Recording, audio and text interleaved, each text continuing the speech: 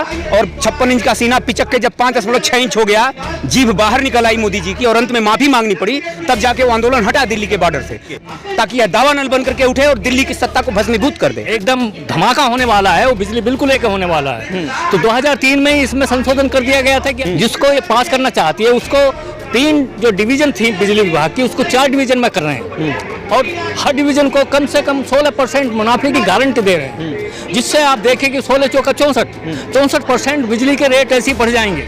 अरे वो लोग बात बताओ, जब सूरज पे अगर बादल आ जाते इसका मतलब ये नहीं रात होने लगी, कभी कभी सूरज भी बादल ढक लेते हैं, तो ये उतार चढ़ाव होता रहता आंदोलन में। इतना बड़ा आंदोलन ये नीलामीकरण है, निजीकरण, बिल्कुल ये निजीकरण, नीलामीकरण है, अंबानीकरण है, अडानीकरण है और उससे गड़बड़ियां करने वाले देश के दलाल हैं। ये वसुधैव कुटुंबकम नहीं, वसुधैव कूटकम है। वसुधैव कुटुंबकम को वसुधैव कूटकम में बदल दिया इन्होंने।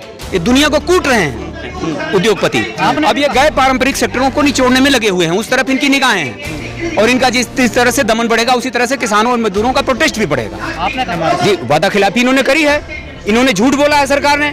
इन्होंने कहा कि हम किसानों पर मुकदमे जो हैं वो किसने ला दे, इसी आंदोलन के दौरान ही तो मुकदमे हुए। झुका तो है पर ये झूठा आदमी है ना, झुका तो है, इसने बिल वापस लिए और इसने कहा मुकदमे भी हम वापस करेंगे।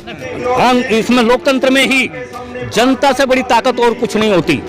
वोट जनता को नहीं जिताती, वोट किसी पार्टी को जिता देती हैं। जीत जनता की जीत है। जन आंदोलन जब तक कायम रहेंगे, जब तक चलते रहेंगे, जनता हमेशा जीती रहेगी। अगर लड़ना है तो जीतना भी है। ये जन आंदोलन को इतना तेज करना, उसको क्रांति के रास्ते तक ले जाना, क्रांति करके समाजवादी व्यवस्था को स्थापित करके ही इस महंगाई से, तमाम जन समस्याओं से मुक्ति मिल सकती है, अन्यथा नहीं मिलेगी। देखिए बात ये है, ये 2003 में ही बात आई थी।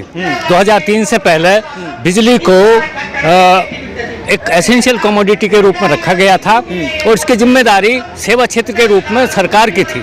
सिर्फ बिजली ही नहीं है सर, लाइन में तो बहुत सारी चीजें। हाँ, बहुत सारी चीजें, लेकिन इस टाइम में, आज के टाइम में जो एकदम धमाका होने वाला है वो बिजली बिल्कुल एक होने वाला है। तो 2003 में ही इसमें संशोधन कर दिया गया था कि हम इसका प्राइवेटाइजेशन करेंगे, सरकार इस जिम्मेदारी को नहीं ले सकती। तो उस टाइम में कुछ विरोध हुआ, वो थोड़ा दूर तक रुका, लेकिन अभी फिर ये गवर्नमेंट नए सिरे से 2021 में एक बिल लेकर आई है जिसको ये पास करना चाहती है। उसको 3 जो डिवीजन थी बिजली विभाग की, उसको 4 डिवीजन में कर रहे हैं और हर डिवीजन को कम से कम 16% मुनाफे की गारंटी दे रहे हैं, जिससे आप देखें कि 16 चौका 64% बिजली के रेट ऐसे ही बढ़ जाएंगे। फिर प्रीपेड मीटर लगाएंगे। जो प्रीपेड मीटर हैं वो तो रिचार्ज जैसे होता है वो सिस्टम। हाँ, बिल्कुल।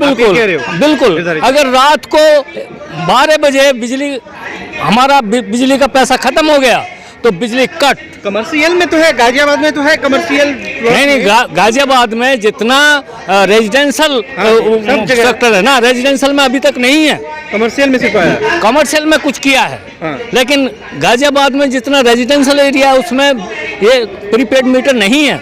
और प्रीपेड मीटर का मतलब होता है अगर लोगों के पास उस टाइम में एट ए टाइम पैसा नहीं है तो जब तक उस पैसा नहीं भरेगा तब तक बिजली कट रहेगी, वो वंचित रहेगा। क्यों कर रही है? ऐसा इसलिए कर रही है कि गवर्नमेंट का जो एक पहले दायित्व होता था कि कल्याणकारी कार्यों को करेगी, सेवा क्षेत्र में वो पूरा सहयोग करेगी, पूरा सेवा क्षेत्र अपने अंडर में रखेगी, उससे अपना पल्ला झाड़ देना चाहती है। वो चाहती है पूरा मुनाफा पर आधारित हो ये बिजली भी। विकास दुबे जी, गोरखपुर वाले योगी के घर से आप आते हैं। हाँ, क्या देख रहे हैं बीजेपी गवर्नमेंट जी?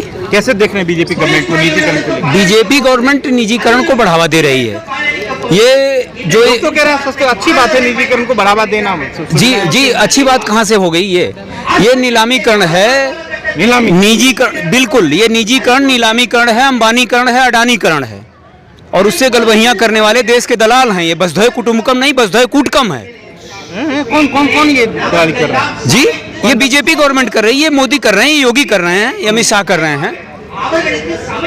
हाँ, कोई सवाल वसुधैव कुटुंबकम को वसुधैव कूटकम में बदल दिया इन्होंने। ये दुनिया को कूट रहे हैं।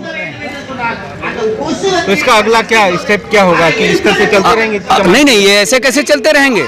इसी के प्रोटेस्ट के लिए तो हम लोग इस कार्यक्रम में प्रोटेस्ट कर रहे हैं। अभी जो हाल ही में किसान आंदोलन हुआ था, उससे जो प्रेरणा मिली है, आगे हम लोग सारे निजीकरण क्षेत्र जो भी जो चीज़ें सरकार नीलामीकरण कर रही है, निजीकरण कर रही है, उसके खिलाफ हम लोग प्रोटेस्ट कर रहे हैं। उसी की एक कड़ी है, बिजली बिल भी है। लाइन में तो बहुत सारी चीजें लगी हैं, बिजली थोड़ी है। जी हाँ, बहुत सारी चीज़ें लगी हैं, सारी चीज़ें लगी हुई हैं, और सारी चीज़ों का प्रोटेस्ट होना जरूरी है। क्योंकि जो औद्योगिक सेक्टर थे, उनके जो पारंपरिक सेक्टर थे उद्योग के, वो ये निचोड़ चुकी हैं उद्योगपति। अब ये गैर पारंपरिक सेक्टरों को निचोड़ने में लगे हुए हैं, उस तरफ इनकी निगाहें हैं। और इनका जिस तरह से दमन बढ़ेगा, उसी तरह से किसानों और मजदूरों का प्रोटेस्ट भी बढ़ेगा। आपने कहा किसान आंदोलन से प्रेरणा ली है। जी, क्या प्रेरणा ली है किसान? प्रेरणा ये ली है कि जो चिंगारी उठी थी पंजाब से और अपनी आगोश में हरियाणा को, उत्तराखंड को और पश्चिमी उत्तर प्रदेश को समेटते हुए जो अलाव के रूप में साल भर जली दिल्ली के बॉर्डर पर, और किसानों ने मोदी सरकार के सीने पर अपना घुटना दबाए हुए बराबर दबाव बनाए रखा, और 56 इंच का सीना पिचक के जब 5.6 इंच हो गया, जीभ बाहर निकल आई मोदी जी की, और अंत में माफी मांगनी पड़ी, तब जाके वो आंदोलन हटा दिल्ली के बॉर्डर से। और इस आंदोलन की आंच को, इसकी चिंगारी को हम लोग पूरे देश में, हर जिले में, हर प्रदेश के हर जिले में, हर ब्लॉक, हर गांव तक ले जाएंगे, ताकि यह दावा नल बन करके उठे और दिल्ली की सत्ता को भस्मीभूत कर दे। ये किसान नेता क्यों कह रहे हैं वादा खिलाफी की है सरकार ने हमारी? जी, वादा खिलाफी इन्होंने करी है, इन्होंने झूठ बोला है सरकार ने। इन्होंने कहा कि हम किसानों पर मुकदमे जो हैं वो किसने ला दे, इसी आंदोलन के दौरान ही तो मुकदमे हुए। हम लोग झुक गया मोदी अभी जो झुका तो है, पर ये झूठा आदमी है ना, झुका तो है। इसने बिल वापस लिए और इसने कहा मुकदमे भी हम वापस करेंगे। बिल तो कृषि मंत्री कह रहे हैं दोबारा लाएंगे हम। नहीं, वो एक अलग बात है, लेकिन उन्होंने वापस तो लिया, संसद में वापस लिया। हिंदुस्तान के इतिहास में पहली बार कोई बिल पास होने के बाद भी संसद से वापस लिया गया हो। दूसरा उदाहरण हो तो बता दें आप। लेकिन किसानों की मेन मांग थी एमएसपी को लेकर। जी, वो तो हुई नहीं। एमएसपी की मांग भी हमारी बनी हुई है, उस पर भी सरकार ने कहा कि हम एक कमेटी बनाएंगे और आपके भी मेंबर होंगे। वो कमेटी बनाई गई, जो लोग उसके मेंबर थे वो फोन करते रहे, सरकार के लोगों ने फोन ही नहीं उठाया।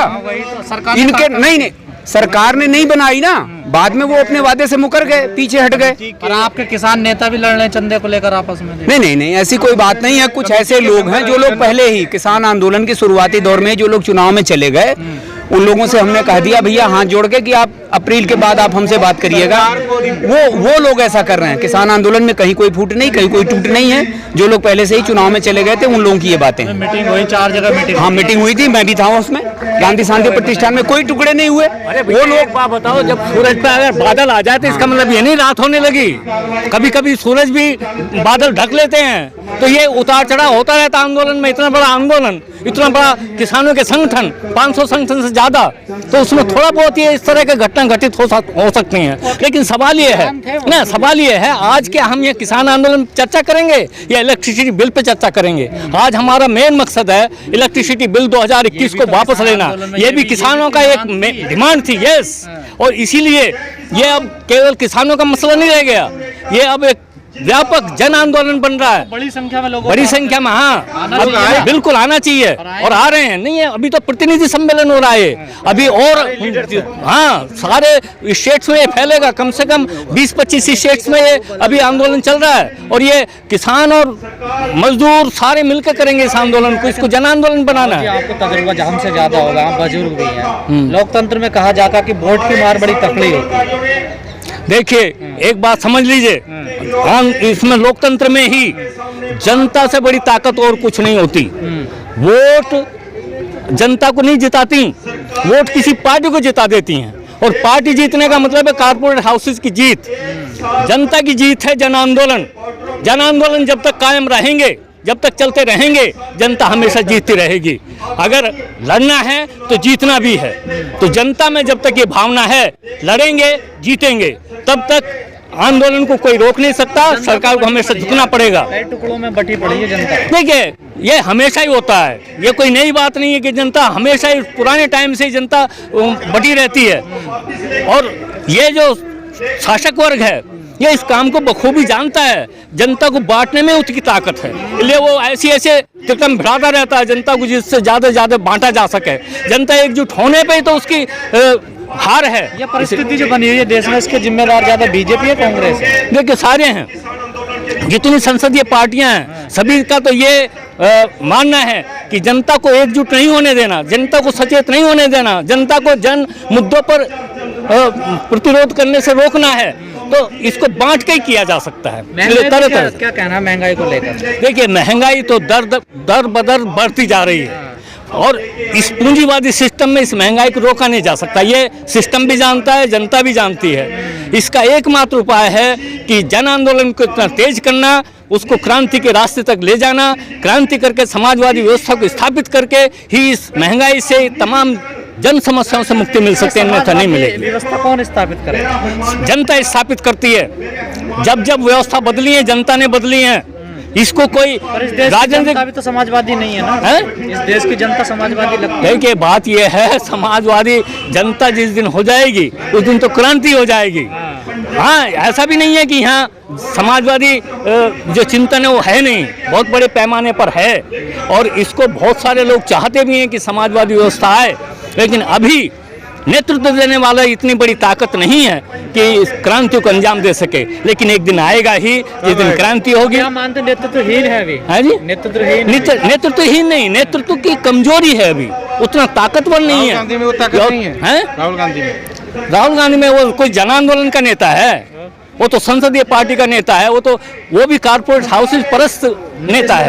ममता बनर्जी, तमाम जितने संसदीय पार्टियां हैं सबके सब कॉर्पोरेट हाउसेज के नीतियों को लागू करने वाले हैं। केवल एकमात्र क्रांतिकारी पार्टी ही इसको अंजाम दे सकती है और कोई नहीं। पार्टी का नाम तो बता दो। पार्टी का नाम अगर मुझसे पूछना चाहते तो मैं कहूँगा SUCI कम्युनिस्ट है, socialist unity centre of India. बेड़ा गर्क कर दिया। देखिए लोग तो जिन्हें क्या क्या कहते हैं, लोगों के कहने से थोड़ी सारी व्यवस्था 100 साल आगे। हाँ, जो जिन कम्युनिस्टों है ना, जिन कम्युनिस्टों कहते हैं सचमुच में उन्होंने बेड़ा गर्क किया है, इसमें कोई दो राय नहीं, लेकिन उनको हम कम्युनिस्ट मानते ही नहीं है। 35 साल में देखे बंगाल को बर्बाद कर कह तो रहे हैं, वो तो कम्युनिस्ट है ही नहीं, नाम कम्युनिस्ट है। किसी का नाम नैनसुख हो जाने से, अंधे आदमी का नाम नैनसुख हो जाने से उसको दिखाई नहीं देता, इसलिए कम्युनिस्ट नाम रख लेने से वो कम्युनिस्ट नहीं हो जाता उसका करेक्टर। एक आखिरी सवाल, ये सच बात है, लोग कहते हैं ये कम्युनिस्ट जो है ना 100 साल आगे की सोचते हैं, ये सच है क्या बात? देखिए 100 साल की बात छोड़ दीजिए, लेकिन जो वस्तुगत परिस्थिति हैं उससे सारे रिजल्ट निकालते हैं एनालिसिस करके, और वो फैक्ट रिजल्ट होते हैं, वो ऑब्जेक्टिव आधार पर सोचते हैं। कई कम्युनिस्ट कहते हैं चुनाव भी नहीं होने चाहिए। सब्जेक्टिव आधार, चुनाव भी नहीं होने चाहिए।